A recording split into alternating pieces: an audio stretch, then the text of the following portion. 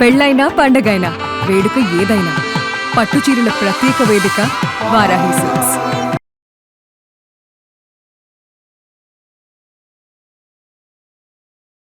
భార్యాభర్తల బంధం ఈ రోజుల్లో ఒక పెద్ద సవాల్ అయిపోయింది. చాలా చోట్ల ఓపిక లేక విడిపోతున్న సందర్భాలు చూస్తున్నాం. ఈ మార్పు ఏమిటి? కాలక్రమమా, కలియుగమా? అని మీరు అని స్టార్ట్ చేశారు కదా, అనుబంధం, ఆత్మీయత అనేసి. అది ఎప్పుడూ ఉంది. చిరాకు, పని వల్ల వచ్చే అలసట, how we respond to the situation మారిపోయింది. మనం మన స్వార్థం చూసుకుంటున్నాం. మనం కని పెంచిన తల్లిదండ్రుల వైపు నుంచి ఆలోచించటం లేదు, మనం కన్న పిల్లల గురించి ఆలోచించటం లేదు. దీనివల్ల ఎంత సిస్టమ్ దెబ్బతింటుంది అని ఆలోచించట్లేదు. హస్బెండ్కి ఏదో ప్రాబ్లం వచ్చింది, ఫైనాన్షియల్ క్రైసిస్ వచ్చింది, వ్యాపారంలో నష్టం వచ్చింది, లేదా ఉద్యోగం పోయింది. వాడిని నాగింగ్ చేసేసి రోజు నసపెట్టేసి ఒక మహిళగా చేయకూడదు కదా. తనకి ఎంత సపోర్ట్ అయినా ఇవ్వాలి. అదే సిచ్యువేషన్లో ఆ మహిళ ఎందుకు అలా చేస్తోంది అని ఆలోచిస్తే నా అనుకోకపోవడం వల్ల చేస్తుంది. అన్నదమ్ములు మీరు గమనించండి, బ్లడ్ రిలేషన్, వాళ్ళు రోడ్డు మీద పడి చొక్కాలు చింపుకుని కొట్టుకున్నా సరే మళ్ళీ వాళ్ళిద్దరు ఒకటవుతారు. ఎందుకంటే ఒకే తల్లి కడుపు నుంచి వచ్చిన అన్నదమ్ములు కాబట్టి. That is the strongest bonding. మరి ఏం స్ట్రాంగెస్ట్ బాండింగ్ ఉంది హస్బెండ్ వైఫ్ని కట్టుబడేయడానికి? Work life balance. ఇదివరకు కనీసం ఒకళ్ళ ఇంట్లో ఉంటే మాట్లాడుకునే తీరికుండేది. ఇప్పుడు ఇంట్లో చూస్తే ఇద్దరు పరుగులు తీస్తున్నారు, ఇద్దరు పనులకు వెళ్తారు. అంటే ఇద్దరు కూర్చొని అసలు మాట్లాడుకుంటే కదా పరిష్కారం ఏది, లేదు సమస్య ఉందని గుర్తించేది. ఆ తీరిక కూడా ఉండట్లేదు. మీ ప్రశ్నలోనే సమాధానం ఉంది, బ్యాలెన్స్ అని. వర్క్కి లైఫ్కి బ్యాలెన్స్ చేసుకోవాలి. మీరు ప్రదీప్ గారు గొడవ పడిన సందర్భాలు అంటే అంటే పెద్ద పెద్ద డిసగ్రిమెంట్స్ వచ్చిన సందర్భాలు ఉన్నాయి? చాలా వస్తాయి, చాలా వచ్చాయి.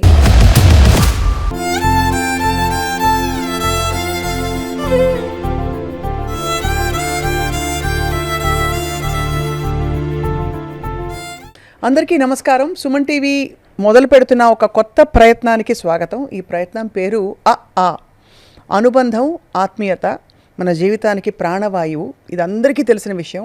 ఏ దేశానికి వెళ్ళినా, ఏ మతంలో చూసినా, ఏ ధర్మంలో, ఏ ప్రాంతంలో అయినా సరే అనుబంధం, ఆత్మీయత లేని జీవితం ఎందుకు చెప్పండి. బంధ బాంధవ్యాల్లోనే మనందరం కూడా బాగా విపరీతంగా సంఘర్షణ పడుతూ ఉంటాం. అక్కడి నుంచి వచ్చే మనశ్శాంతి లోపం, ఇబ్బందులు ఇంకా చెప్పక్కర్లేదు.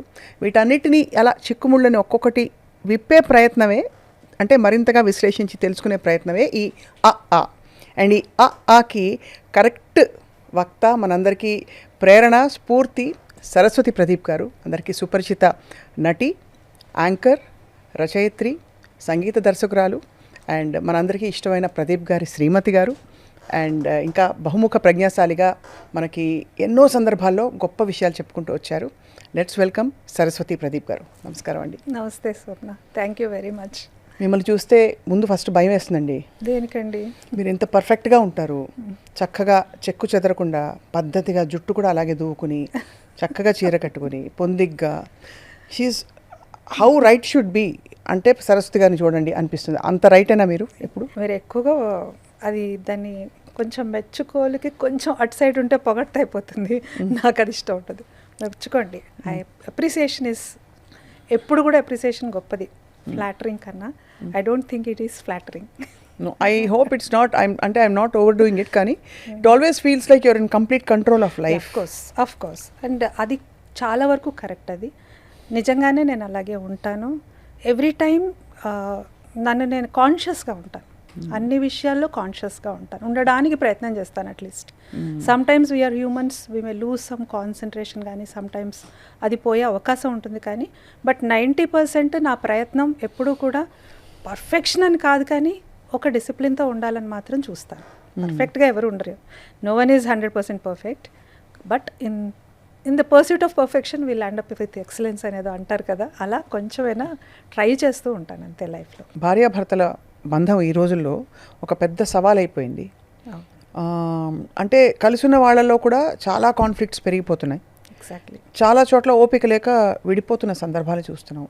ఈ మార్పు ఏమిటి? కాలక్రమమా, కలియుగమా? ఏం మారిందంటారు సరస్వతి గారు? ఏమీ మారలేదు, కొంచెము అంటే లివింగ్ స్టైల్ మారిపోయింది. ఈ మీరు అని స్టార్ట్ చేశారు కదా, అనుబంధం, ఆత్మీయత అనేసి. అది ఎప్పుడూ ఉంది యాక్చువల్గా. మొదటి నుంచి కూడా మీరు జనరేషన్స్ టుగెదర్, మన అమ్మమ్మల కాలం నుంచి కూడా కొద్దిపాటి చిరాకు, పని వల్ల వచ్చే అలసట, ఒక స్ట్రెస్, లేకపోతే అది ఆర్థికం అవని, ఆరోగ్యం అవని, ఒక రకమైన స్ట్రెస్, ఇలాంటి ఒడిదుడుకుల మధ్య డిస్టర్బెన్సెస్ అనేది సర్వసాధారణం. అమ్మమ్మల కాలంలో ఉంది, తర్వాత అమ్మ వాళ్ళ కాలంలో ఉంది, మా కాలంలో ఉంది, తర్వాత జనరేషన్ కాలంలో. అది that is common thread. Correct. కాకపోతే ఏంటంటే how we respond to the situation మారిపోయింది. రియాక్ట్ అవ్వకూడదు, రెస్పాండ్ అవ్వాలి అనేది ఒక కాన్సెప్ట్. అయితే ఒకప్పుడు ఏమయ్యేదంటే ఒక పేషెన్స్, ఒక నింపాదితనం, ఒక ఒద్దిక, సర్దుకుపోయే గుణం కొంచెం ఎక్కువ ఉండేవి అందరిలో. నేను ఆడ మగ అని చెప్పను ఎప్పుడు కూడా, ప్రతి వ్యక్తి యూనిక్, ఎవరి ఇది వాళ్ళకు ఉంటుంది. సో కానీ రాను రాను ఏమైపోయిందంటే మన స్ట్రెస్ లెవెల్స్ పెరిగిపోయి, ఉరుకులు పరుగులు ఎక్కువైపోయి, రూపాయి వెంట పరుగు ఎక్కువైపోయి, ప్రతిదీ కూడా కదా, పొజిషన్ వెంట, డబ్బు వెంట, చాలా వాటి వెనకాల మనిషి పరుగు ఎక్కువైపోయి ఆ స్ట్రెస్ అంతా మన పర్సనల్ లైఫ్స్ మీద పడటం వల్ల ఇలాంటి ఒక కాన్ఫ్లిక్ట్, ఫ్రిక్షన్ వస్తుందేమో ఫ్యామిలీస్లో అని డౌట్. ఎందుకంటే బేసిక్గా ఏమీ డిఫరెన్సెస్ ఉండవు, నువ్వట్టా అనుకునేది చాలా తక్కువ. మూడో వ్యక్తి వల్ల లేకపోతే ఒక సిచ్యువేషన్ వల్ల డిస్టర్బెన్స్ వస్తుంది, హస్బెండ్ వైఫ్ ముఖ్యంగా. రైట్. మూడో వాళ్ళ వల్ల వస్తుంది. మీరు 90% గమనించండి. ఏదో ఒక బంధువర్గం వాళ్ళలో, లేకపోతే ఒక ఫ్రెండ్సో, లేకపోతే ఒక ఫైనాన్షియల్ సిచ్యువేషనో, సంథింగ్ ఒక వీళ్ళిద్దరి మధ్య ఒక డిస్టర్బెన్స్ క్రియేట్ చేస్తుంది. అంతే తప్ప ఒక బంధంలో వచ్చేసి ఒక అండర్స్టాండింగ్తో జీవితం మొదలైపోయి కొంతకాలం ప్రయాణం చేసిన తర్వాత నువ్విలా అనుకునేంత స్కోప్ అందరిలో ఉండదు, ఎక్కడో ఒక వర్గంలో ఉంటుంది అంతే. ఇదివరకు అంటే అరేంజ్డ్ మ్యారేజెస్ పెద్దవాళ్ళు చూసి చేసే పెళ్ళిళ్ళే ఎక్కువ ఉండేవి. అవి కొంతవరకు నిలబెట్టుకునేవారు కూడా. అది అంటే సంతోషం అనే ఒక దానికి నిర్వచనం కూడా అలా రకరకాలుగా ఉండేది కాదు. ఏది ఉంటే అది సంతృప్తి పడాలి అని ఉండేది. ఇప్పుడు ఇష్టపడి చేసుకుంటున్న పెళ్ళిళ్ళలో కూడా ఎందుకు అంటే ఇంత అపశృతులు వచ్చేస్తున్నాయి? ఇది అంటే వ్యక్తిగతంగా ఇండివిజువలిజం బాగా పెరిగిపోయిందని అంటారా? అంటే దీనికి 2 రకాలుగా చెప్తాను నేను, 2 యాంగిల్స్లో మాట్లాడతాను. ఒకటి ఏంటంటే ఇదివరకు రోజుల్లో అన్నారు కదా మీరు, చిన్న వయసులో పెళ్ళిళ్ళు అయిపోయేవి. అంటే కొంచెం 16 ఏళ్ళు, 18 ఏళ్ళు, అంతకుముందు బాల్య వివాహాలు అనుకోండి. తర్వాత లేత వయసులో పెళ్ళిళ్ళు అయిపోయేవి. అప్పటికి వాళ్ళల్లో ఒక ఐడియాలజీ ఫామ్ అవ్వదు. ఇద్దరు కలిసి ఎదిగేవారు. ఇద్దరు ఒకళ్ళకొకళ్ళు షేర్ చేసుకుంటూ వాళ్ళ ఐడియాలజీ అంటే ఒక క్యారెక్టర్ బిల్డ్ అవ్వాలంటే చిన్నప్పటి నుంచి మనలో బిల్డ్ అవుతూ వచ్చిన ఒక ఐడియాలజీ వల్ల ఒక క్యారెక్టర్ అనేది ఎమర్జ్ అవుతుంది.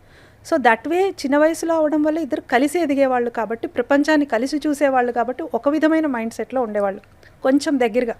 అవును.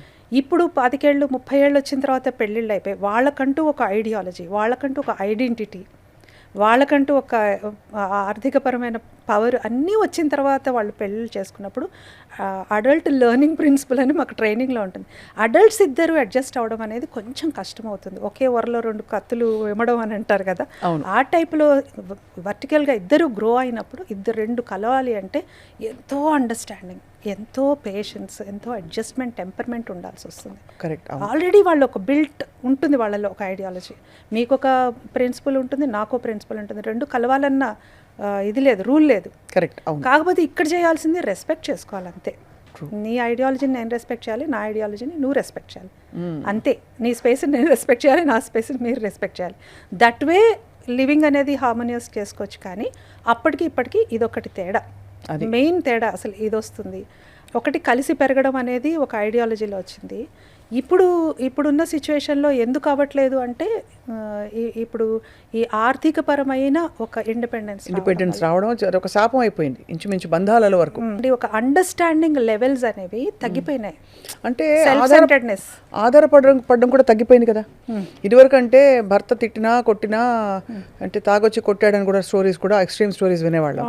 అలాంటి పరిస్థితుల్లో కూడా భార్య ఆర్థిక స్వాతంత్రం లేక ఉండిపోయేది. ఇప్పుడు ఫెమినిజము లేకపోతే స్త్రీ స్వేచ్ఛ అనే పేరిట వాకౌట్ చేయడానికి ఎవరు భయపడట్లేదు. ఇన్ఫ్యాక్ట్ ఇలాంటి సిచ్యువేషన్స్లో ఏ నిర్ణయం తీసుకోవాలో కూడా తెలియని ఒక సంఘర్షణలో మన సొసైటీ ఉంది ఇప్పుడు. సో మీరు మీ అపారమైన ఎక్స్పీరియన్స్తో ఎలా చెప్తారు? ఇదివరకు కూడా మనం డిస్కస్ చేసుకున్నాం. యాక్చువల్గా ఇది ఒక చాలా సెన్సిటివ్ పాయింట్. ఎందుకంటే ప్రాబ్లం అనేది, ఒక సమస్య అనేది బయట నుంచి చూసినప్పుడు నాకు ఇంతేనా అనిపిస్తుంది. ఆ సమస్యను ఎదుర్కొన్న వాళ్ళకి ఆ ఇంటెన్సిటీ తెలుస్తుంది. ఇప్పుడు నేను ఇక్కడ ఏది సూచించినా మీకేం తెలుసు మా సమస్య అనుకునే వాళ్ళు చాలామంది ఉంటారు. కానీ జనరిక్గా ఆలోచిస్తే, ఇన్ జనరల్ ఆలోచిస్తే 75% తీసుకుందాం. 75% of the problems are not big problems. అంటే విచ్ క్యాన్ బి అడ్రెస్డ్. కొంచెం ఈజీగానే మనం వాటిని సాల్వ్ చేసుకోవచ్చు, మళ్ళీ మన లైఫ్ని స్మూత్ చేసుకోవచ్చు, మన ఫ్యూచర్ కోసం, మన జీవితం. 25% ఎక్స్ట్రీమ్ కండిషన్స్ మనం డిస్కస్ చేసాం ఇదివరకు కూడా, వాటి మీద మనకు కంట్రోల్ ఉంటుంది. మీరు ఇందా చెప్పారు తాగొచ్చి హింసించే భర్త, గృహహింస, వాళ్ళకి ఇంకా వేరే ఏం ఉండదు, ఒక శాడిజమో లేకపోతే ఇంకేదో అంటారు కదా, రకరకాల పేర్లు ఉన్నాయి, నార్సిసిజం అనో ఏవోవో ఇప్పుడు చాలా థియరీస్ కూడా వస్తున్నాయి సైకాలజీ. అవునవునవును. సో ఇలాంటి సిచ్యుయేషన్స్ ఏంటంటే ఆ 25% వర్గం గురించి మనం మాట్లాడలేదు, దానికి ఒక సైకాలజిస్టులు, సైకోథెరపిస్టులు, అలాగే లీగల్ అవన్నీ ఉంటాయి. బట్ ఈ 75% మాత్రం మనం అడ్రస్ చేయొచ్చు, ఎందుకంటే వీఆర్ ఇంటూ సాఫ్ట్ స్కిల్స్. మన యాటిట్యూడ్ ద్వారా కానీ, మన కమ్యూనికేషన్ స్కిల్స్ ద్వారా కానీ, మనం ఎలా మన అవతల వ్యక్తిని అర్థం చేసుకోవచ్చు, అవతల వ్యక్తితో మనం ఎలా కమ్యూనికేట్ చేయొచ్చు, మనం చెప్పే విధానం బట్టి అవతల వ్యక్తిని మనం అర్థం చేసుకున్నాం అనుకోండి. ఇప్పుడు మా అబ్బాయి ఉన్నాడు, మా అబ్బాయి మెంటాలిటీ నాకు తెలుసు, వాడికి ఎలా చెప్తే అర్థమవుతుందో నాకు తెలుసు. ఎందుకు వాడిని కన్నాను, వాడిని పెంచాను, ఐ నో. కొంతమందికి గట్టిగా చెప్తే అర్థమవుతుంది, కొంతమందికి సున్నితంగా కథల ద్వారా చెప్తే అర్థమవుతుంది, కొంతమందికి ప్రేమగా, కొంతమందికి ఒక దెబ్బేసి, ఇలా డిఫరెంట్గా ఉంటుంది. అలాగే ఒక లైఫ్ పార్ట్నర్తో నువ్వు కొంత జర్నీ తర్వాత మీకు తెలుసు కదా వాళ్ళ మనస్తత్వం ఏంటి, వాళ్ళు ఎప్పుడు ఎలా ఉంటారు అనేది. ఆ మూడ్ని పట్టి కానీ, వాళ్ళ మానసిక స్థితిని పట్టి కానీ, ఆర్థిక స్థితిని పట్టి కానీ, వాళ్ళకి చెప్పే విధానంలో చెప్తే ఖచ్చితంగా అర్థం చేసుకుంటారు. మూర్ఖత్వం గురించి నేను మాట్లాడట్లేదు, ఇన్ జనరల్ చిన్న చిన్న విషయాలకే స్త్రీ స్వేచ్ఛ, చిన్న చిన్న విషయాలకే నాకేంటి, నాకు సంపాదన ఉంది, నేను నా పిల్లాడిని పెంచుకోగలను, లేకపోతే నేను ఇండివిజువల్గా ఉండగలను అని మైండ్ సెట్ వస్తున్న ఆడపిల్లవని మగపిల్లాడవని అది తప్పు. ఎందుకంటే మనం మన స్వార్థం చూసుకుంటున్నాం, మన కని పెంచిన తల్లిదండ్రుల వైపు నుంచి ఆలోచించటం లేదు, మనం కన్న పిల్లల గురించి ఆలోచించటం లేదు. అంతే కదా. దీనివల్ల ఎంత సిస్టమ్ దెబ్బతింటుంది అని ఆలోచించట్లేదు. చిన్నపాటి అడ్జస్ట్మెంట్, కాంప్రమైజ్ ఉండాల్సిందే లైఫ్లో. అంతే. అన్నీ మనం అనుకున్నట్టు ఉండవు కదండి లైఫ్లో. అవును, అన్నీ మనం అనుకున్నట్టే ఉంటే జీవితం బాగానే స్మూత్గా సాగిపోతుంది. బట్ లైఫ్ అండ్ ప్రతి వాళ్ళు పర్ఫెక్ట్ కాదు, నేను ఫస్టే చెప్పాను మీకు. ప్లస్ పాయింట్స్ 5 ఉంటాయి, మైనస్ పాయింట్స్ 5 ఉంటాయి, ప్రతి వాళ్ళకే ఉంటాయి. నువ్వు ప్లస్ని ఎలా అయితే మనం యాక్సెప్ట్ చేసామో, మైనస్ని కూడా వీళ్ళకి ఇలా చెప్తే వీళ్ళు ఓవర్కమ్ అవుతారు, ఇలా చెప్తే వీళ్ళు ఇంప్రూవ్ అవుతారు, వాళ్ళ స్కిల్ ఇంప్రూవ్ చేసుకుంటారు అని కొంచెం స్టడీ చేసి నా అనుకున్నప్పుడు వస్తుంది. అది నా అని ఓనప్ చేసుకోవడం ద్వారా ఎగ్జాక్ట్లీ మనం పరిస్థితిని వదిలేయం. ఇది నా ఇల్లు, నా సంసారం అని తెలుసుకోవడం ద్వారా. అది చాలా మంచి పాయింట్ అందించారు, ఒక మాస్టర్ కీ లాంటిది. అవును. మీరు ప్రదీప్ గారు గొడవ పడిన సందర్భాలు అంటే మామూలుగా చిన్న చిన్న గొడవలు కాదు, చిలిపి గొడవలు కాదు, పెద్ద పెద్ద డిసగ్రిమెంట్స్ వచ్చిన సందర్భాలు ఉన్నాయి? చాలా వస్తాయి, చాలా వస్తాయి. కాకపోతే ఏంటంటే నేను చెప్పాను కదా, ఇప్పుడు మనం ఒక స్థానంలో ఉన్నప్పుడు, మాదే తీసుకుందాం, మేము మోటివేషనల్గా పర్సనాలిటీ డెవలప్మెంట్ సాఫ్ట్ స్కిల్స్లో ఉన్నాము. అద్దంలో చూసుకుని నువ్వు ఈరోజు చెప్పావు, నువ్వేం చేస్తున్నావు అని ప్రశ్నించుకుంటే నా అద్దంలో నా ఇమేజ్కి నేను సమాధానం చెప్పుకోవాలి. నేను అది పాటిస్తేనే 10 మందికి చెప్పాలి. ఇది ఒక ప్రిన్సిపల్ మాకు. కాబట్టి మేము ప్రాక్టీస్ చేసి ఆ ప్రిన్సిపల్స్ లూజ్ అయిన సందర్భాలు, టెంపర్ లూజ్ అవ్వడం, కోపం రావడం, విసుక్కోవడం, ఇవన్నీ సర్వసాధారణం.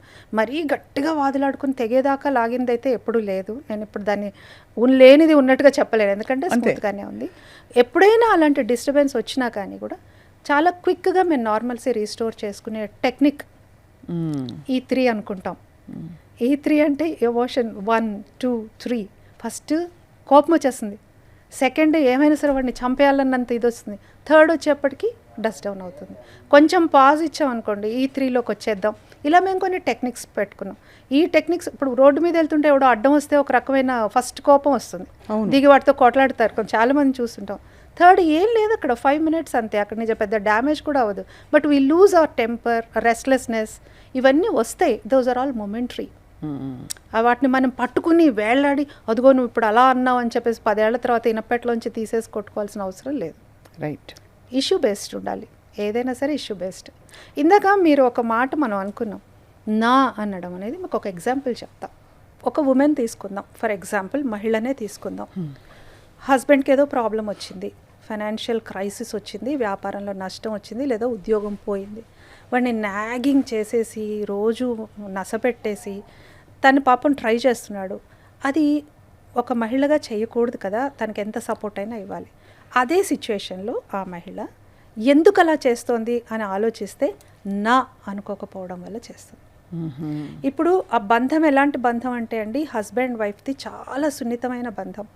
తల్లి కడుపులోంచి వచ్చాను, తల్లితో రక్త సంబంధం. అది నువ్వు ఎంత కొట్లాడిని అమ్మతో మళ్ళీ నువ్వు నార్మల్సీ వస్తుంది. కూతురు కొడుకుతోని వచ్చినా అది రక్త సంబంధమే. అవును. కానీ ఏం సంబంధం హస్బెండ్ వైఫ్కి? What is that bonding? అసలు ఎటువంటి ఇది లేదు సంబంధం. కానీ వీటి రెండిటికన్నా స్ట్రాంగ్గా ఉంటుంది. మరి అది అంత పవిత్రం అని ఎందుకు అంటున్నారు, అంత స్ట్రాంగ్ అని ఎందుకు? ఒక్క నిమిషం పట్టదు అది పికిలిపోవడానికి, ఎందుకంటే అక్కడ బ్లడ్ రిలేషన్ లేదు. అన్నదమ్ములు మీరు గమనించండి, బ్లడ్ రిలేషన్. వాళ్ళు రోడ్డు మీద పడి చొక్కాలు చింపుకుని కొట్టుకున్నా సరే మళ్ళీ వాళ్ళిద్దరు ఒకటవుతారు, ఎందుకంటే ఒకే తల్లి కడుపు నుంచి వచ్చిన అన్నదమ్ములు కాబట్టి. That is the strongest bonding. మరి ఏం స్ట్రాంగెస్ట్ బాండింగ్ ఉంది హస్బెండ్ వైఫ్ని కట్టిపడేయడానికి? అది చెప్పబడిందని ఉంది, కానీ మనసులోంచి రావాలంటే ఏం చేయాలన్నదే క్వశ్చన్. ఓన్ చేసుకోవాలి. ఎలా అయితే నువ్వు తల్లిని నా అనుకుంటున్నావో, తండ్రిని నా అనుకుంటున్నావు, ఎలా అయితే బిడ్డల్ని నా అనుకుంటున్నావో, ఇది నేనే, నా కూడా కాదు, ఇది నేనే. మనకి ఎందుకంటే అర్ధనారీశ్వర తత్వం ఉంది. అర్ధనారీశ్వర తత్వం ఉన్నది అదే కదా. సో నేనే తను, తనే నేను అనుకున్నప్పుడు ఇంకా నీకు బాండింగ్ ఏంటి, గొడవలేంటి? నా ఒక హాఫ్ ఇలా గొడవ పడింది, నా యొక్క హాఫ్ ఇలా సర్ది చెప్పింది, that's it. That should be the mind set. ఈ ప్రాసెస్లో ఒక చాలా కీలకమైన విషయం అండి, వర్క్ లైఫ్ బ్యాలెన్స్. ఎస్. ఇది ఎందుకు ప్రస్తావించానంటే, ఇదివరకు కనీసం ఒకళ్ళ ఇంట్లో ఉంటే మాట్లాడుకునే తీరిక ఉండేది, ఒకళ్ళకి కొంత బ్యాలెన్స్ అయ్యేవి ఎనర్జీస్. అవును. ఇప్పుడు మనకి మ్యాస్క్యులైన్ ఫెమినిన్ ఎనర్జీస్ అని కూడా చాలా డీప్ కాన్సెప్ట్స్ అన్నీ కూడా బయలుదేరాయి. అవును. ఇప్పుడు ఇంట్లో చూస్తే ఇద్దరు పరుగులు తీస్తున్నారు, అవును. ఇద్దరు పనులకు వెళ్తారు, ఇద్దరు అదేదో డబ్బాలో పడేసుకుని తినేస్తారు, జీవితం గడిచిపోతారు. సరే అవసరం, దాన్ని జడ్జి చేసే పని లేదు. కానీ వర్క్ లైఫ్ బ్యాలెన్స్ అన్నది పూర్తిగా తప్పిపోవడాన్ని అలా అడ్రస్ చేయాలి. ఎందుకంటే ఇద్దరు కూర్చొని అసలు మాట్లాడుకుంటే కదా పరిష్కారం ఏది లేదు, సమస్య ఉందని గుర్తించేది. ఆ తీరిక కూడా ఉండట్లేదు. సమస్య బాగా జటిలం అయిపోతే ఎప్పుడో అప్పుడు బాంబులా పేలినప్పుడు అరే మనం ఇన్ని రోజుల నుంచి ఇది ప్రాబ్లం అని తెలుస్తుంది. అంత టైం వేస్ట్ చేసుకున్నాం అనిపిస్తుంది. అంతే. మీ ప్రశ్నలోనే సమాధానం ఉంది, బ్యాలెన్స్ అని. వర్క్కి లైఫ్కి బ్యాలెన్స్ చేసుకోవాలంతే. Clear cut demarcation between your office work and house work. మీ కేటగిరీస్ చేసేసుకోవాలి. ఇల్లు, ఆఫీస్ అంటే నీ వ్యాపారం అవ్వచ్చు, ఏదైనా కానీ ఆఫీసు, బయట సొసైటీ, కొన్ని సోషల్ ఆబ్లిగేషన్స్ ఉంటాయి బయటకు వెళ్తే. క్లియర్ కట్ డిమార్కేషన్ కనుక ఉందనుకోండి కేటగిరీస్ మధ్య, అప్పుడు మీరు ప్రయారిటైజ్ చేసుకోవచ్చు. ఇప్పుడు చిన్న సింపుల్ ఎగ్జాంపుల్, ఒక ఉమెన్ తీసుకుందాం. మళ్ళీ మనం విమెన్ ఎక్కువ మాట్లాడుతున్నాయి కాబట్టి, వర్కింగ్ ఉమెన్కి ఎలా ఉంటుందంటే, పొద్దున్న 9 o'clock ఇంట్లోంచి బయలుదేరాలి అంటే వాళ్ళు పొద్దున్న లేచి ప్రతి పని వాళ్ళే చేయాలని చూస్తారు. మన ఇండియన్ విమెన్ మెంటాలిటీ అది. అఫ్కోర్స్ కొంతకాలం తర్వాత ఇప్పుడు వెస్ట్రన్ కల్చర్ అడాప్ట్ చేసుకుని అక్కడ ఉన్న మన వాళ్ళు హస్బెండ్ వైఫ్ ఇద్దరు కలిసి పని చేసుకుంటారు.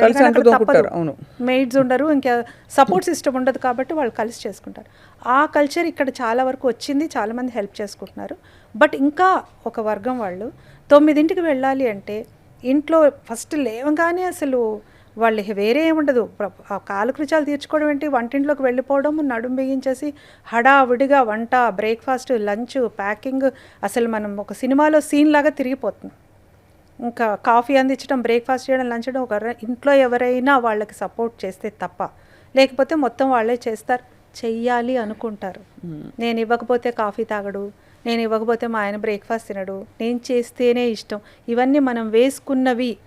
ఒక చిటికన వీళ్ళ మీద గోవర్ధనం ఎత్తినట్టు నేను సూపర్ ఉమెన్ అనే సిండ్రోమ్తో బాధపడుతూ ఉంటారు. అవును, అవును. దీన్ని సూపర్ ఉమెన్ సిండ్రోమ్ అంటాను నేను. కరెక్ట్, పర్ఫెక్ట్గా చెప్పారు. చాలా మందిని చదివేసి చెప్పారు మీరు. కానీ అందులో ఒక సెక్యూరిటీ కూడా ఉంది.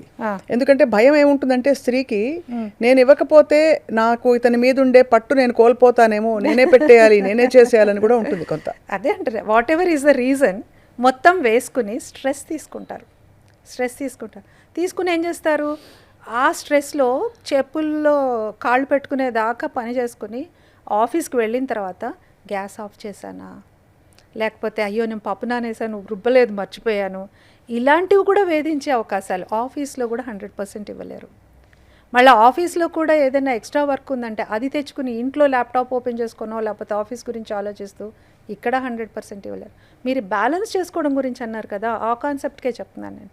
క్లియర్ కట్ డిమార్కేషన్ కనుక చేసుకోగలిగితే, ముందే ప్లానింగ్ చేసుకుని ప్రయారిటైజ్. ఇందాకెవరో మాట్లాడుతుంటే మన వాళ్ళతోనే టైం గురించి అడిగితే, టైం లేదు, నాకు టైం సరిపోవట్లేదు అనుకోవద్దు. ప్రయారిటైజ్ చేసుకోలేదు అనుకోవాలి.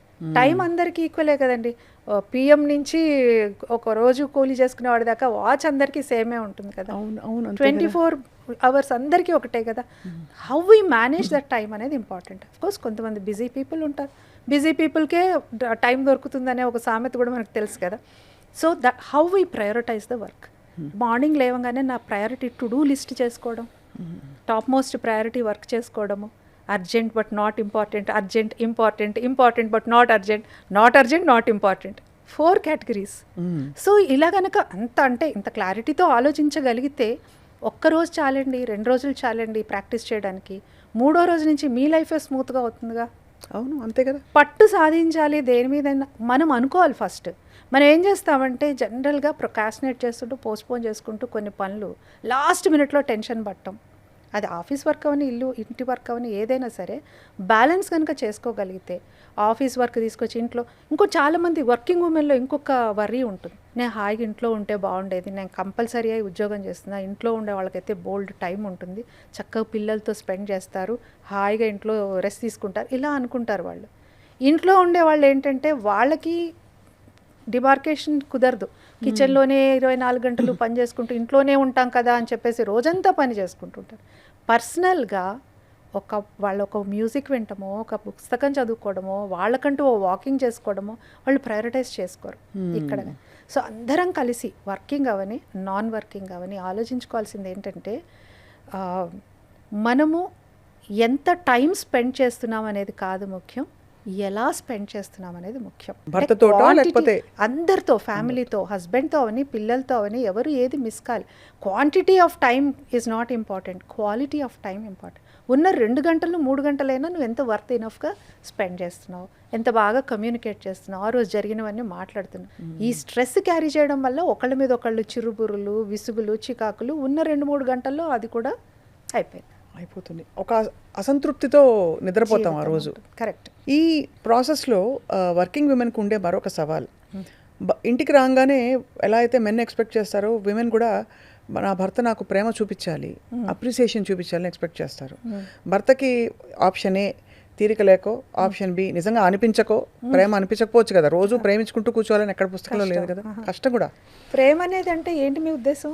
అంటే అప్రిషియేట్ చేయాలి, అరే వచ్చావా ఎంత సంతోషంగా ఉంది అని ఒక వాలిడేషను, వాళ్ళు వచ్చినందుకు వాళ్ళని పొగడాలని కూడా కాదు, బట్ బాగా చేసావు, వాళ్ళు చాలా బాగా వంట చేసావు, ఎంత కష్టపడి వచ్చావు కదండి. అది మరి అది మినిమం అంటారా? మినిమం. అది రానప్పుడు ఏం చేయాలి? ఎందుకంటే అడగడం అనేది minimum. How was your day అని అడగడం మినిమం. అది రానప్పుడు చాలా మంది ఏం చేస్తారు, విమెన్ చాలా సెన్సిటివ్ అయ్యి అది పేరుకుపోయి ఒక రోజు రాలేదు, 4 రోజులు రాలేదు, వారం రోజులు రాలేదు, 2 నెలల నుంచి రావడం లేదు, నేను ఒక వస్తువుని అయిపోయానా అనే ఒక ఇండివిజువలిజం బయలుదేరిపోతుంది.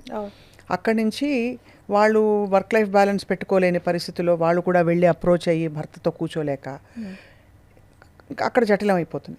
సో ఈ ఎక్స్పెక్టేషన్స్ని ఎలా మేనేజ్ చేసుకోవాలి? That's where a break is needed అంటారు. కనీసం ఒక 1 మంత్లోనో 2 మంత్స్కో ఓన్లీ హస్బెండ్ అండ్ వైఫ్ వాళ్ళిద్దరి మధ్య అని చెప్పారు కాబట్టి వాళ్ళిద్దరూ they have to find some time, personal time, personal space. అది లేకుండా చేసుకుంటున్నారు. పర్సనల్ స్పేస్, ఇండివిజువల్గా ఉండే పర్సనల్ స్పేస్, ఇద్దరు కలిసి వాళ్ళకంటూ ఒక పర్సనల్ స్పేస్. వాళ్ళు వెళ్ళి మంచి చెడు మాట్లాడుకోవాలి. అరుచుకుంటారా, సౌమ్యంగా మాట్లాడుకుంటారా, చెప్పుకుంటారా, ఎవరికి ఎలా చెప్తే అర్థమవుతుందో కమ్యూనికేషన్ ఛానల్ అనేది రావాలి కదా ఇద్దరి మధ్య. ఒక కమ్యూనికేషన్ ఎక్కడికైనా వెళ్ళొచ్చు, ఊటీకి వెళ్ళొచ్చు, కోటికి వెళ్ళొచ్చు, వాళ్ళ ఇష్టం, ఎక్కడైనా స్పెండ్ చేయని పీస్ఫుల్గా పర్సనల్గా ఒక కాసేపు టైం స్పెండ్ చేసుకుని ఇలా అనుకుంటున్నాను, this is what I'm expecting, this is what ఒక అండర్స్టాండింగ్ అయితే రావాలి కదండి. అవును, మనసులోనే పెట్టుకుని అర్థం చేసుకోరు అంటే ఎవరు అర్థం చేసుకుంటారు? చెప్పగలగాలి, నోరు తెరిచి మనం అడగందే అమ్మైనా పెట్టదు కదా. మరి ఎలా తెలుస్తుంది? ఏమని అడగాలి? నాకు మీతో టైం స్పెండ్ చేయాలి, I want to spend some time with you అని అడగొచ్చు కదా. కొంత టైం మన ఇద్దరం కలిసి తప్పులేదు కదా అందులో అడగడంలో. నాకు కాఫీ అని ఒకళ్ళు ఎలా అడుగుతున్నారు, నాకు నీ 5 నిమిషాలు టైం అని ఉత్తల వాళ్ళు అడుగుతున్నారు, తప్పులేదు కదా. ఆ కమ్యూనికేషన్ లేకే చాలా వరకు అది సమస్య పెద్ద చేసేసుకుంటారు మైండ్లో. నేనంటే ఇష్టం లేదు, నా మీద ప్రేమ లేదు, తప్పది. గ్యాప్స్ అవి కమ్యూనికేషన్ గ్యాప్ అది. దానివల్లే, లేకపోతే ప్రేమ ఎందుకు ఉండదండి? ప్రేమ ఉంది కానీ దాన్ని ఎక్స్ప్రెస్ చేసే విధానం. అందరూ స్వీట్గా కబుర్లు చెప్పలేరు. ఓ పాట ద్వారానో ఒక మాట ద్వారానో ఏదో అట్లా చెప్పి అందరూ అలా ఉండరు. కొంతమందికి యాక్షన్స్ ద్వారా చెప్తారు. అదే ఇప్పుడు హస్బెండ్కి ఏదో ఒక దోసకాయ కూర ఇష్టం బాగా, ఆయన పాపం అలసిపోయి వస్తాడు, ఏం చెప్పక్కర్లా, అతను ఎప్పుడో 12ంటికి వస్తున్నాడు, ఏదో ఊరు నుంచి వస్తున్నాడు, అతను వచ్చి పెట్టుకుని తింటాడు, ఈవిడకి పొద్దున్నే లేవాలి కాబట్టి 9:30కే పడుకుండి పోవాలి 10 o'clockకి చేసి ఆయనకి ఇష్టమైన డిష్ టేబుల్ మీద పెట్టి పడుకుంది అనుకోండి, it is understood that she loves him. అంతే, తనకి ఇష్టమైంది అంత దూరం నుంచి ప్రయాణం చేసి వచ్చాడు, పెట్టుకుని తింటాడు అని మూత తీసి చూస్తే తనకి ఇష్టమైన డిష్ కనిపించింది అని, అది ప్రేమ కాదా? అంతే కదా. ఊరికే చెప్పాలి, కబుర్లు చెప్పాలి, ఓ సినిమాకి వెళ్ళాలి, లేకపోతే షికార్కి వెళ్తేనే ప్రేమ కాదు కదా, చర్యల ద్వారా కూడా ప్రేమ చూపించవచ్చు. ఇలాగే భర్తకు కూడా ఒక ఎక్స్పెక్టేషన్ ఉంటుంది. ఇంటికి వచ్చేసరికి భార్య అందంగా తయారయ్యి, చాలామంది ఇంకా వలసిపోయి చచ్చి వచ్చాం పొద్దంతా, అసలు బస్ దొరకలేదు, ఇంటికి వచ్చాము, నైట్ వేసుకుని పడుకుంటారు పోయి హ్యాపీగా.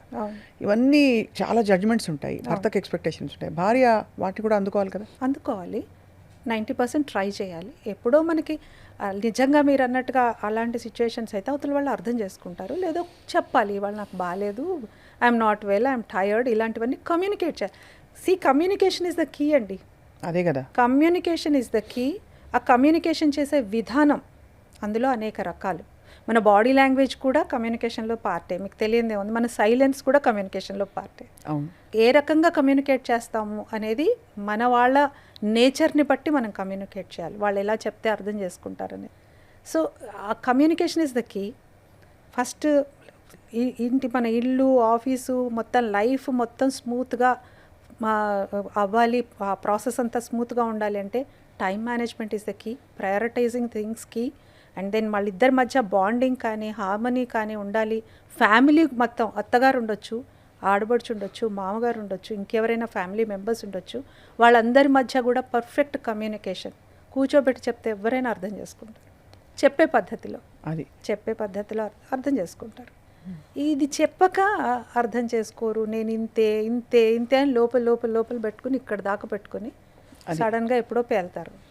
అలా ఉండకూడదు. ఇక్కడ ఈ వర్క్ లైఫ్ బ్యాలెన్స్ గురించి మాట్లాడుతున్నాం కాబట్టి, ఒక వర్కింగ్ ఉమెన్ సూపర్ ఉమెన్ అయ్యే ప్రక్రియలో తనకి తను టైం ఇచ్చుకోలేక కాలక్రమంలో బాగా ఒళ్ళు చేయడం, వెయిట్ పుట్ ఆన్ అవ్వడం కామన్గా చూస్తూ ఉంటాం. దాన్ని వెనకుండే బ్యాక్గ్రౌండ్ స్టోరీస్ చూసే తీరిక, ఆ బెంట్ ఆఫ్ మైండ్ చాలామంది భర్తలకు ఉండదు. అయ్యో కష్టపడుతోంది కదా, దానికి అసలు జిమ్కి వెళ్ళడానికి ఎక్కడ టైం ఉంది ఎక్సర్సైజ్ చేయడానికి. అదొక సహజమైన బాడీ షేమింగ్ సిచ్యువేషన్ వచ్చేస్తుంది. పిచ్చి జోకులు వేయడం, భార్య శరీరం మీద, ఆకారం మీద, గుండ్రాయిలా ఉన్నావు నువ్వు అంటావు, ఇంకోటి ఏదో అంటాం, అలాగా కొంచెం తిండి తగ్గించని పెద్దవాళ్ళు చెప్పడం, ఇలాంటివి. అంటే ఇవి చెప్పుకోలేని, ఇది పెద్ద ఏంటి చట్ట ప్రకారం నేరమా అంటే నేరం కాదు ఒక విధంగా చూస్తే, కానీ ఒక ఇరుకున పడిపోయి సంతోషంగా సంతృప్తిగా ఉండలేని పరిస్థితి. ఎలా హ్యాండిల్ చేయాలి ఇలాంటి ఒక delicate situation? Again it comes to work life. చాలా కష్టం. అదే చెప్పింది ఇందాక, బ్యాలెన్స్. నీకంటూ నువ్వు పర్సనల్గా ఒక టైం క్రియేట్ చేసుకోవాలి. సపోజ్ నీ రోజు అంటే ఎవరో వస్తారు ఏదో చేస్తారని ఎదురు చూడటం అనేది దండగానే ఎప్పుడో రాశాడు కదా శ్రీశ్రీ. అది కాబట్టి ఎవ్వరు కూడా మన గురించి ఆలోచిస్తారని ఎక్స్పెక్ట్ చేయకూడదండి. భర్త కూడా ఎక్స్పెక్టేషనే వద్దు. నీకెంత సాధ్యమైనంత వరకు అన్కండిషనల్ లవ్ ఇవ్వడానికి ట్రై చేయాలి. How you give to your son, to your mother or father, you have to give that unconditional love to your family members, husband కానీ ఎవరైనా కానీ, వితౌట్ ఎక్స్పెక్టేషన్. ఇది చాలా కష్టం. ఎక్స్పెక్టేషన్ లేకపోతే మనిషి ఉండలేరు. మరి మనకేంటి ఎక్స్పెక్టేషన్? మన ఫ్యూయల్ ఎక్కడి నుంచి వస్తుంది? అదే చెప్తున్నాను, ఎక్కడి నుంచి మన ఫ్యూయల్ మనమే చేసుకోవాలి. సపోజ్ నీ డే 6ంటికి స్టార్ట్ చేస్తే తప్ప నీకు వీళ్ళందరినీ నువ్వు ఇవన్నీ పనులన్నీ అడ్రస్ చేయలేము, మన ఆఫీస్కి వెళ్ళలేము అనుకోండి 6 o'clock. Try to get up at 5 o'clock it self. ఒక గంట ముందు నీ కోసం నువ్వు టైం ఎప్పుడు క్రియేట్ చేసుకోగలవు. నేను ఇందాక కూడా చెప్పాను, టైం లేదు కాదు, ప్రయారిటైజ్ చేసుకోలేదు. నా ప్రయారిటీ లిస్ట్లో లేదు, ఇంకొకళ్ళని ఎందుకు బ్లేమ్ చేయాలి? అంతే. నాకు ఒళ్ళు వచ్చింది, నన్ను ఎవరు పట్టించుకోవట్లేదు, నన్ను అంటున్నారని ఇంకోళ్ళని ఎందుకు బ్లేమ్ చేయాలి? నా గురించి ఫస్ట్ నేను పట్టించుకోవాలి కదా. అవును, నేను ఆరోగ్యంగా ఉంటే నా కుటుంబం ఆరోగ్యంగా ఉంటుంది. నాకు రేపొద్దున మోకాళ్ళ నొప్పులు వచ్చి కింద కూర్చుంటే ఎవరు చేస్తారు? ఎవడు చేయడు. So have to take care of my self first. అది స్వార్థం అనుకోవద్దు. అక్కడ కూడా సర్వీస్ మైండే. మళ్ళీ నేను చెయ్యాలి కదా అనుకోండి, పోయినా అలా అనుకుంటే. లేకపోయినా కానీ కూడా అండి, ఇట్స్ మినిమం. హెల్తీగా ఉండడం అనేది, ఫిట్గా ఉండడం అనేది మినిమం. అది ఎవరో చెప్తేనే నేను చేస్తాను కాదు. మార్నింగ్ లేవాలి, ఒక మెడిటేషన్ చేసుకుంటానా, ఒక యోగా చేసుకుంటానా, వాకింగ్కి వెళ్తానా, ఫస్ట్ నాతో నేను స్పెండ్ చేసుకుని నన్ను రీఎనర్జైజ్ చేసుకుని నా ఇష్టం నేను ప్రయారిటైజ్ చేసుకుంటా. ఈరోజు ఇడ్లీ చేస్తానా, దోశ చేస్తానా, లేకపోతే అసలు చేయనా అనేది that's secondary. Primary I have to focus on my mental wellbeing, my physical wellbeing. అలా ఉంటేనే నేను ఏమైనా చేయగలుగుతా సమాజానికి కానీ ఫ్యామిలీకి కానీ. మీరు చాలా సందర్భాల్లో మీరు ఎప్పటికీ నేను ఐ థింక్ కొన్నేళ్ల నుంచి చూస్తున్నావు, మీరు అస్సలు మారలేదు, చెక్కు చెదరలేదు. మీ కాంప్లెక్షన్ కావచ్చు, మీరు ఉండే విధానం కానీ. మీరు ఏం చేస్తారు సరస్వతి గారు మీకు మీరు ఎనర్జీ ఇచ్చుకోవడానికి? ఈ ఎనర్జీ అయితే మెంటల్లీ నేను చాలా ఫిట్గా ఉంటాను. ఫిజికల్లీ అయితే మన చేతుల్లో లేదు. మ్యాక్సిమం ఏదో హెల్దీ ఫుడ్ అంటే మన ఇంట్లో మామూలు మేము తినేది వెజిటేరియన్ ఫుడ్, అంతకుమించి సాత్విక ఆహారం, మసాలాలు, నాన్ వెజ్ ఏమి అసలు తినం. అంటే మా ఫ్యామిలీ పరంగా మా ఇంట్లో అది లేదు, తినను కూడా తినం, మాకు ఇష్టం కూడా లేదు. కాబట్టి చాలా సాత్వికమైన ఆహారం. చాలా ఎక్కువ ఫుడీ కాదు నేను, లిమిటెడ్గా తింటాను. ఎక్కువ టీ మాత్రం ఇష్టపడతాను, అది మాత్రం వితౌట్ షుగర్ తాగుతాను. షుగర్కి చాలా దూరంగా ఉంటాను. అదొక్కటి నేను మెయింటైన్ చేస్తున్నాను last I think 15-20 years. Stop taking sugar in tea. Sweets తింటాను, మళ్ళీ టీ మాత్రం షుగర్ కట్ చేశాను. ఎందుకంటే లాంగ్ బ్యాక్ ఎవరో ఒక డాక్టర్ ద్వారా విన్నాను ఏంటంటే weight management, not reduction, weight management కోసం మనం తాగే టీ కాఫీలో షుగర్ వేసుకోవద్దు. మంచి చిట్కా అది. వెయిట్ మేనేజ్ చేసుకోవచ్చు అంటే ఎలా ఉన్నామో అలా ఉన్నాం. మారలేదు అంటే నేను ఒప్పుకోను, చాలా మారాను. కాకపోతే ఏంటంటే ఒక రకమైన మెచ్యూరిటీ, ఒక స్థితప్రజ్ఞత అండ్ ఒక గ్రౌండెడ్గా ఉండడము. This make me more simple always. నాకు హై ఎక్స్పెక్టేషన్స్ లేవు, ఐఎమ్ నాట్ గ్రీడీ. ఉన్నదాంతో కంటెంటెడ్గా ఉంటాను. అలా అని చెప్పేసి అన్ని ముక్కు మూసుకుని నేను ఏదో తపస్సు చేసుకుంటున్నాను కాదు. I'm okay. బాగా హ్యూమరస్, సెన్స్ ఆఫ్ హ్యూమర్ ఎక్కువ నవ్వుతాను. చిన్న జోక్స్ కూడా ఎక్కువ నవ్వుకుంటాం మేము, అది బాగా అలవాటు. So that makes me more active always. So ఫిజికల్గా మెంటల్గా బ్యాలెన్స్డ్గా ఉండాలి అంటే ఎమోషనల్ ఇంటెలిజెన్స్ అనే ఒక కాన్సెప్ట్, దాని మీద నేను ప్రస్తుతం స్టడీ చేస్తున్నాను. దాన్ని బ్యాలెన్స్ చేసుకోవడం, ఎమోషన్స్ బ్యాలెన్స్ చేసుకోవాలి అంటే so much of practice, so much of conscious effort పెట్టాలి. దానికి కొన్ని ప్రాక్టీసెస్ ఉన్నాయి. సో అవి చేస్తూ ఉంటాను. ఇవన్నీ make me more simple and grounded. అంతే తప్ప నేను ఏమాత్రం గొప్ప పనులు చేయట్లేదు, నార్మల్గా ఉన్నాను. అండ్ ఎక్కువ ఆర్టిఫిషియల్ థింగ్స్ వైపు వెళ్ళను. అంటే మేకప్ కానీ ఫుడ్ కానీ.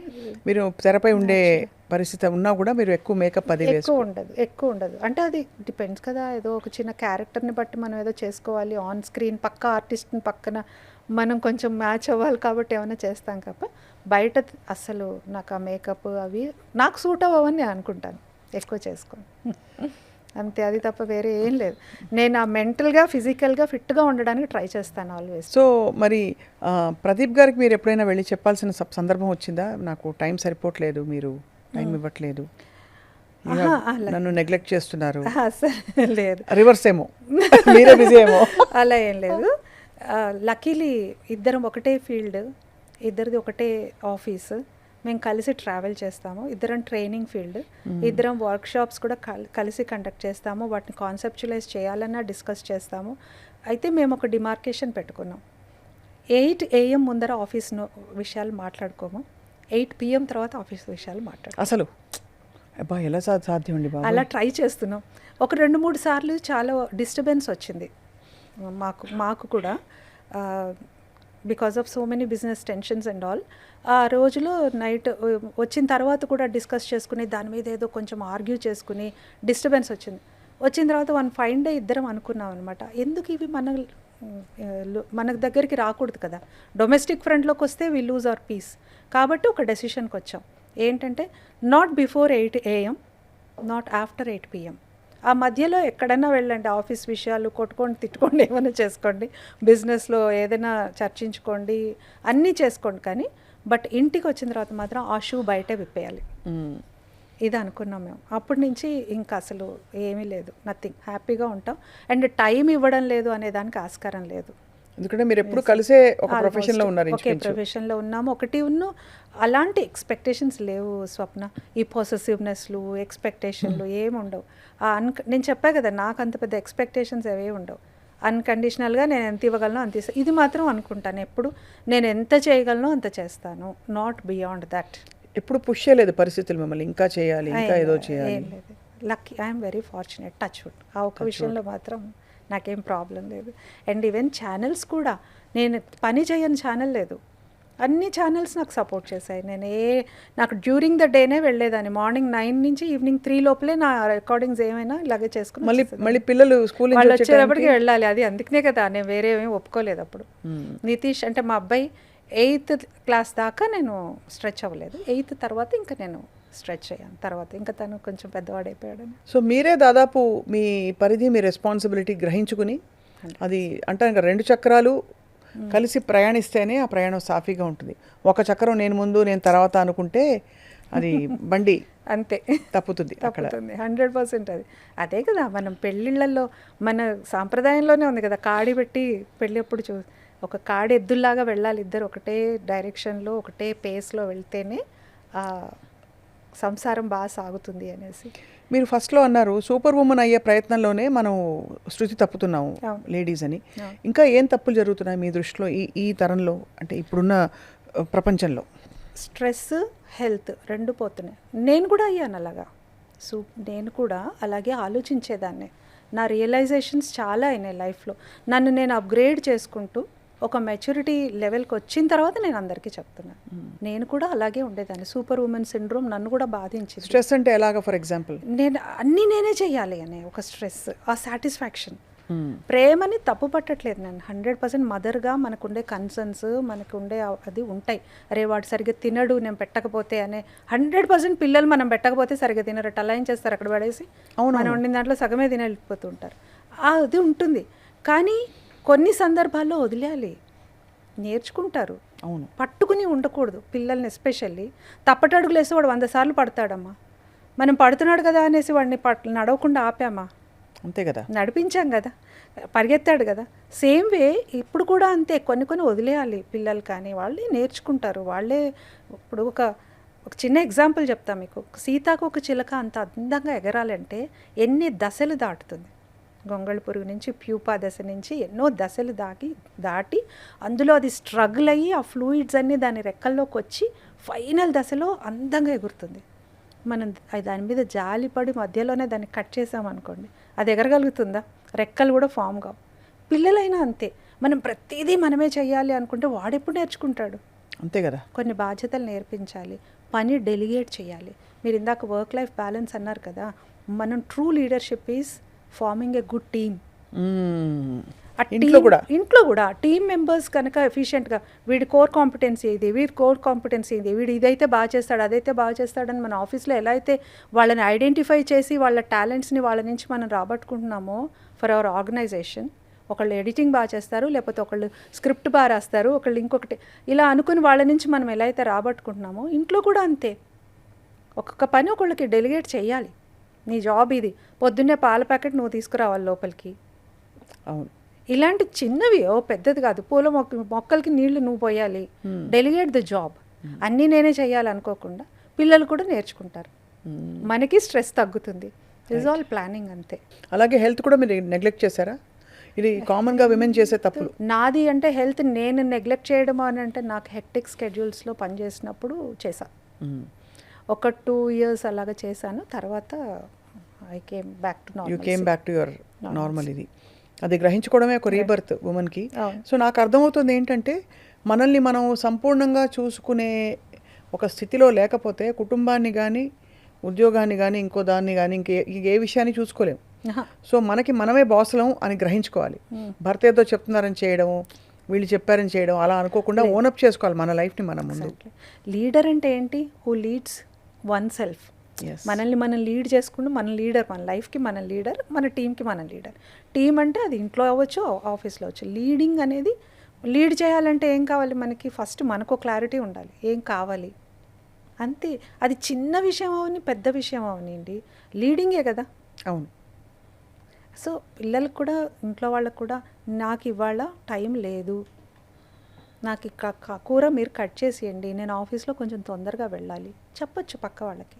అలాగే మీకు టైం అయిపోతుంది, వాళ్ళు తినకుండా నేను తింటే ఏమనుకుంటారో, ఇలాంటి ఏమనుకుంటారో కాన్సెప్ట్లు ఉంటాయి చూసారా, అవి సగం వెనక్కి పడేలా మన సెల్ఫిష్ అనుకోనండి ఫర్ టైం బీయింగ్. ఏం పర్వాలా, అదే కదా ఇమేజ్ కోసం బతికేస్తూ బీ యువర్ సెల్ఫ్ అనుకోండి. Be yourself. ఎవ్వరు ఏమన్నా అనుకోరు, వాళ్ళే అర్థం చేసుకుంటారు. తర్వాత 10 నిమిషాలు అయితే వాళ్ళకే తెలుస్తుంది. అంతే. ఇంతలోకే మనము గొంతు చించేసుకుని మనం చెప్పేది అవసరమే లేదు. 10 minutes అంతే, అందరికి అర్థమైపోతుంది. మన మీద రాసిన పాటలు కూడా అలాగే ఉన్నాయి. త్యాగశీలివమ్మ అదొకటి, కన్ఫైన్ చేసేసారు, నువ్వు ఇలాగే ఆడదే ఆధారం అది అదొకటి. కాబట్టి అలా కన్ఫైన్ చేయబట్టే త్యాగం చేస్తే గొప్ప స్త్రీత్వం, లేదు భర్తతోటే భోంచేసేస్తేనే అది గొప్ప ఒక ప్రేమకి తార్కాణం. అంటే సహజంగా అనిపిస్తే చేయొచ్చు, తప్పులేదు. నిజంగానే భర్త కోసం వెయిట్ చేయడంలో ఒక స్వీట్నెస్ ఉంది, కలిసి భోంచేయడంలో ఒక ఆనందం ఉంది. మనకు అంత లగ్జరీ ఉంటే ఓకే, అంత టైము అంత లగ్జరీ మనకు అంత ఉంటే ఓకే, వెయిట్ చేయొచ్చు. నా ఆరోగ్య స్థితిగతులు, నా కుటుంబ పరిస్థితులు, నేను అన్నీ అనుకలిసి హాయిగా ఆయన వచ్చేదాకా వెయిట్ చేసి, ఈ లోపల నేను 2 స్వీట్లు తిని ఆయన వచ్చేదాకా వెయిట్ చేసి అంత లగ్జరీ ఉంటే ఓకే. అరే నీకే టైం లేదు, పరిగెత్తాలి, ఆయన కోసం వెయిట్ చేయాలంటే ఎక్కడి నుంచి అవుతుంది? కాబట్టి ఆ కొద్దిపాటి స్వార్థం సమంజసం. దాన్ని స్వార్థం అనకండి, ప్రాక్టికల్ లివింగ్. అంతే, ప్రాక్టికల్గా ఆలోచించండి. ఇదే మన సినిమాల్లోనూ కవిత్వంలో చెప్పుకున్నట్టు కాదు కదా, ప్రాక్టికల్గా మన భూమి మీద నిల్చుని ఆలోచించి మనం ఇప్పుడు ఇంకొకళ్ళు ఏంటంటే ఎవరు తప్పు పట్టట్లేదు, ఇంట్లో వాళ్ళకు కూడా అర్థం అయిపోతుంది. ఎందుకంటే ఇప్పుడు అవేర్నెస్ చాలా ఎక్కువైపోయింది. సోషల్ మీడియా వల్ల ఎంత చెడు అనుకుంటున్నాం అంత మంచి కూడా ఉంది. కొంతమంది చాలా బ్యూటిఫుల్ రీల్స్ చేస్తున్నారు, నేను చూస్తున్నాను కొన్ని. అసలు ఎంత బ్యూటిఫుల్ రీల్స్ చేస్తున్నారో, ఈ ఇంట్లో రిలేషన్షిప్స్, అత్తగారు కోడలు, హస్బెండ్ వైఫ్, ఇలా పిల్లలు భలే రీల్స్ చేస్తున్నారు. శరత్ అండ్ వాళ్ళు చూసుంటారు, చూసాను, చాలా మంది చూసాను. మంచి అంటే ఫన్నీగా చేస్తారు, సర్కాసం ఉంటుంది, సెటైర్ ఉంటుంది, అన్నీ ఉంటాయి అందులో. సో బాగుంది. దానివల్ల ఏమవుతుందంటే అత్తగారులు కోడళ్ళు కలిసి రీల్స్ చేస్తున్నారు, దట్ ఈస్ మోర్ అప్రిషియేటెడ్. ఎందుకంటే ఇంకా కలిసి వంట చేస్తూ ప్రాబ్లమే లేదు, రీల్స్ కూడా చూసాను నేను. అవును, కరెక్ట్, ప్రాబ్లమే లేదు. ఏదో ఒక రీల్ చూసాను, అదే 3-4 చేశారు. ఒక హస్బెండ్ అమ్మాయి గ్లాస్ కింద పడేస్తే నీ బాబుగారి ఇల్లు అనుకున్నావా, అది అలాంటి లాంగ్వేజ్, ఏదో నీ నాన్న ఇల్లు అనుకున్నావా అని ఏదో అంటాడు, కాదు అంటుంది. అనగానే మళ్ళీ పక్క వాళ్ళు మీ నాన్న ఇల్లు అనుకున్నావు అంటే కాదంటుంది. వాళ్ళ అత్తగారు వస్తుంది, వచ్చి మీ నాన్న ఇల్లు అనుకున్నాడు కాదంటే, అయితే మీ నాన్న ఇల్లు వెళ్ళి మీరిద్దరు క్లీన్ చేయండి అని కొడుకులు ఇద్దరిని పంపిస్తుంది. వాళ్ళెవ్వరిది కాదు, మా నాన్నది కూడా వీళ్ళది కూడా కాదు, మీ నాన్న ఇల్లు వెళ్ళి క్లీన్ చేయండి అనేసి. అలా వీళ్ళలో ఒక అవగాహన పెరిగిపోతుంది ఇలాంటి రీల్స్ ద్వారా కానీ దేని. సో తప్పు పడతారని నేను అనుకోను. బీ యువర్ సెల్ఫ్ అనేది ది బిగ్గెస్ట్ కాన్సెప్ట్. మనల్ని మనము ఏం అంటే as long as we are in the right path. అంతే, బీ యువర్ సెల్ఫ్ అంటే ఏదో ఇష్టం వచ్చినట్టు నేను ఐ మై సెల్ఫ్ పార్టీకి వెళ్ళిపోతాను, లేకపోతే ఇంక్వైరీ చేసేస్తానంటే, if you that's not you should not do that. Because ఆ సెల్ఫ్ బిట్రేయల్ వల్ల లాంగ్ టర్మ్ సైడ్ ఎఫెక్ట్స్ చాలా అయిపోతాయి, ఒక బిటర్నెస్ మిగిలిపోతుంది లైఫ్లో. కొంతమంది కచ్చగా నేనెందుకు చేయకూడదు, నా హస్బెండ్ తాగినప్పుడు నేనెందుకు తాగకూడదు అనే ఆలోచన, ఇది చాలా సున్నితమైన point. Women they have to give birth to babies. వాళ్ళ సిస్టమ్ ఎంత ఇదిగా ఉండాలి లోపల. అవును, ఒక పంతానికో ఒక అలవాటుకో ఒక దేనికో వయసెస్కి అలవాటు పడిపోతే నెక్స్ట్ జనరేషన్కి హార్మ్ చేస్తున్నాం మనం. కాబట్టి సాధికారత అంటే సమానత్వం అంటే అది కాదు, అది కాదు. అక్కడ ఒక సున్నితమైన అంశం ఉంది, దాన్ని డీల్ చేయాలి, దాన్ని మాట్లాడుకోవాలంటే కూడా అది ఒక పెద్ద సబ్జెక్ట్. బట్ యాక్చువల్లీ మీరు అన్నది వర్క్ లైఫ్ బ్యాలెన్స్లో ఎంతవరకు మనం గివిన్ చేయాలి, ఎంతవరకు పట్టు విడుపులు ఉండాలి, ఎంతవరకు మనకి మనం టైం ఇచ్చుకోవాలి స్త్రీలుగా, సూపర్ ఉమెన్ అవ్వకూడదు.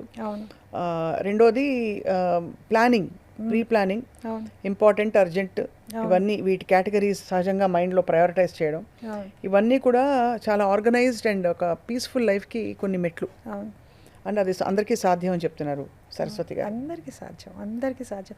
కొంచెం ఒక 2 days దీని మీద ఫోకస్ చేసి కూర్చుని మీరు మొత్తం నోట్ డౌన్ చేసుకుని అసలు మనం ఎంతవరకు నేను చేయగలను ఇందులో అని ఇప్పుడు ఈ పాడ్కాస్ట్ చూసిన వాళ్ళు ఎవరైనా సరే ఆలోచించుకుంటే, వేర్ డూ ఐ స్టాండ్, నేను ఎక్కడున్నాను ఇందులో, ఈ లిస్ట్లో చిన్న అమెండ్మెంట్స్, చిన్న చేంజెస్ కనుక లైఫ్లో చేసుకోగలిగితే ఇంకొంచెం స్మూత్గా లైఫ్ లీడ్ చేసే అవకాశం ఉంది వర్కింగ్ ఉమెన్. చాలా బాగుందండి. అంటే మనం కేవలం అనుబంధం ఆత్మీయత అనుకున్నాం, బట్ ఫండమెంటల్స్ అని కూడా అనుకోవచ్చు. ఆలే కదా అన్నిటికీ. సో మౌలిక సూత్రాలు ఇవన్నీ జీవితానికి సంబంధించి. సో ఈ క్రమం ఇలాగే కొనసాగాలి మీతో అని కోరుకుంటున్నాం సరస్వతి గారు. Once again thank you so much for your valuable time and for your great presence and lovely words. Thank you so much.